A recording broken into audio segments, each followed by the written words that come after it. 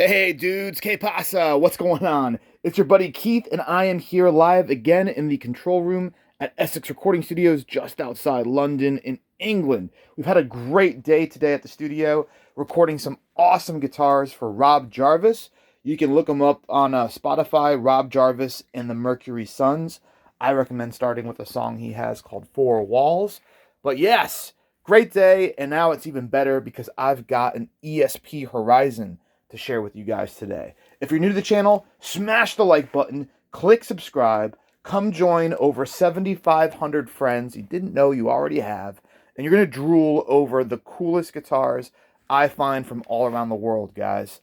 Awesome. This one's no exception. So let's chat about the ESP Horizon. Unless you've been living under a rock, it will not come as a surprise to you that your buddy Keith here at Essex Recording Studios has the largest collection of ESPs in Europe. Yes, the UK is part of Europe. People in the UK don't like to say that or think that, but it is. Anyway, yeah, our ESP collection is massive. It grows every day. It's always fluctuating. And these Horizons, and specifically this finish, is like my all-time favorite. You know what this color reminds me of? They call it black aqua. It kind of reminds me of the individual colors you get on BMWs, the M Sports. There's a few really nice blues that you can get. Laguna Seca is one of the awesome ones. I'm trying to think of the slightly darker blue. I can't remember the name. Is it Esoterol? Yeah, I think Esoterol blue is another one. Man, love those colors, and I think of that every time I see the two blue quilt top Horizons that they put out. Now, what's really beautiful about ESP and what they do is they're not like Paul Reed Smith, where you get different tiers of tops, or like Gibson. They're the same way. So with Paul Reed Smith, this would be what they call a 10 top, or an artist library, or maybe even a private stock. With Gibson, you know, it's kind of annoying because you'll get a beautiful quilt top like this, and then there'll be like a bald patch where it's just plain, or it's really intense right here, and then not so much there, and then maybe more intense here. But look at how like evenly distributed the intensity is of this quilted maple top. It's awesome, guys. And this is just a true sign of professionalism and attention to detail when it comes to ESP. Same thing with the headstock, all uniform, is that everything they put out is great. Everything has to be top quality, and they don't give anybody something more special than anyone else. Like, everybody gets something excellent and at the same price point. I think Paul Reed Smith, I'll tell you what, they are marketing geniuses, but now it's gotten way out of hand where to get tops like this, you have to pay thousands extra. And same thing with Gibson, If the top looks like this, they'll go and they'll call it a 59 reissue Les Paul. And if it's kind of crappy, maybe it's a 58. But when it comes to ESP, you get an awesome, awesome top right from their standard series. And if we take this out, I'm going to take it out of the case here. I'll show you what we're talking about with standard series. So you've got it right there on the tin, it's telling you, and also the SS and the serial number, standard series. You will also have signature series, which will still have SS in the serial number, but that does stand for signature series. Man, beautiful Godot tuners. This guitar is like mint condition, guys. I mean, other than a few very tiny very few small signs that's been taken out of the case and played, this thing is great. I mean, no fret wear on it. Look at the chrome Floyd Rose. There's like no corrosion. This thing's 12 years old and it's still like a mirror. It's like a brand new guitar, guys. Going back to the case, factory ESP case, they don't give you lots of case candy. They're real skimpy on it. You get a hang tag, you get some tools and a key, you get like 10 pounds of silica gel and their crack pipe. I guess you use this to smoke the silica gel and have a real good time. I don't know. I don't know why they give you so much. It's ridiculous. But yeah, the truss rod tool and a tiny little storage compartment where I don't even know if a pack of Ernie balls would fit in there without bending. That's fine. You got plenty of space in here too. The cases are real nice. This one's got the nicer Japanese metal plaque. Sometimes it's just stenciled in there. And this has the nicer handle with kind of like the baseball glove stitching on the leather there. Very, very nice. All right, let me put this bag out of the way. We'll put this down and get the guitar on here so we get a better view. Other studio news, guys. Check out the latest release we just had a couple days ago, King of the Dead. Go to YouTube or Spotify. King of the Dead is the name of the new band. Control is their debut single. Awesome, awesome song. Great artwork with the lyric video. And the band members, the bassist is from Grim Reaper. You might have heard of them. Very famous band. He's toured all over the world with them. Singers from Aaron Buchanan, The Cult Classics, and Bootyard Bandits. And the drummer, Raina, he's got a massive YouTube channel. He's on Twitch, YouTube. Really, really cool stuff, but check that out. Anyway, back to this Horizon. Man, look at how beautiful that quilt top is on the headstock. Gorgeous. You've got the classic block style inlays, which this goes all the way back to, I think, the late 80s. ESP at the 12th fret, USA Seymour Duncan humbuckers, and again, there's that chrome Floyd we were talking about with nice black fine tuners that kind of contrast. I like that the blocks are black too. Goes with the black plastics, the pickups. Nice just overall contrast.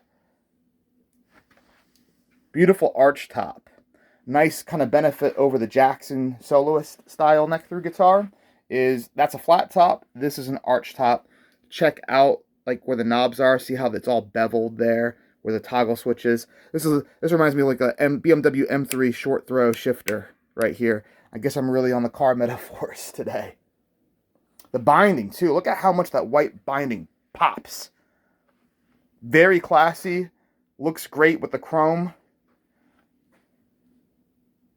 Just a stunning instrument.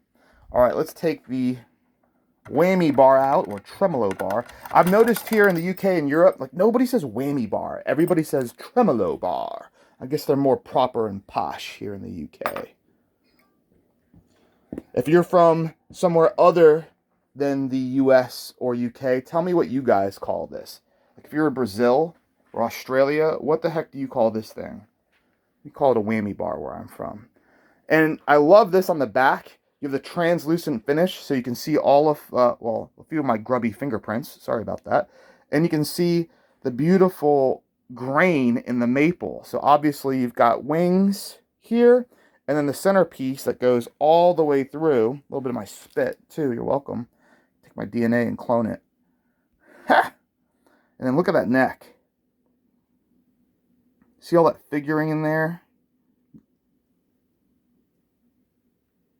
Then you've got that Gibson-style volute. And then here we are. Boom. That is a sexy guitar, guys. Really, really nice. Only thing I've seen is there was like one tiny little thing right there. Of course, it wouldn't be a pointy guitar. Wouldn't be real if it didn't have like a tiny little mark on the tip. But guess what? I'm calling this mint because it's 12 years old. As far as I'm concerned, you call this mint condition with something as small as that, you're more than welcome to. Nothing wrong with that. This thing is in awesome condition. I mean, even the back covers, you know, they aren't all scratched up. I think I see one little line right there. I mean, that's it, guys. No buckle rash, nothing. This thing is super clean. Love this color. Absolutely. We actually, we used a Horizon with a band, good friends of ours, Youth Illusion. You can go on Spotify, check them out. We used not the Floyd Rose version, we used the NT. So this is the ESP Horizon FR2, Floyd Rose 2 humbuckers. And they used the NT2, which is just a string through model. Sounded great. That was a brown quilt that we used. And if you go on Spotify, check out Youth Illusion. Their first EP had an ESP Horizon all over it with the, I think we used two. We used one with Seymour Duncan's. We used one with, what was it called? bare knuckles, UK bare knuckle nail bombs. Sounded great. All right, folks. Well, if you want to record with this, by all means, get in here and do so. The video we uploaded right before this has a really cool guitarist, Michael Blackwell. We did an ESP Craft House Telecaster. It looked a little bit like this one.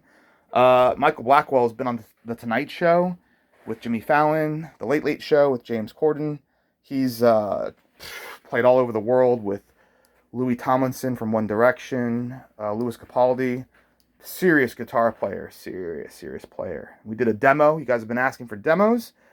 But, you know, when he comes in here, when any of you come in here, you guys get to play all these cool guitars. That's what they're here for. That's what all the amps are for, all the gear, man. Yes.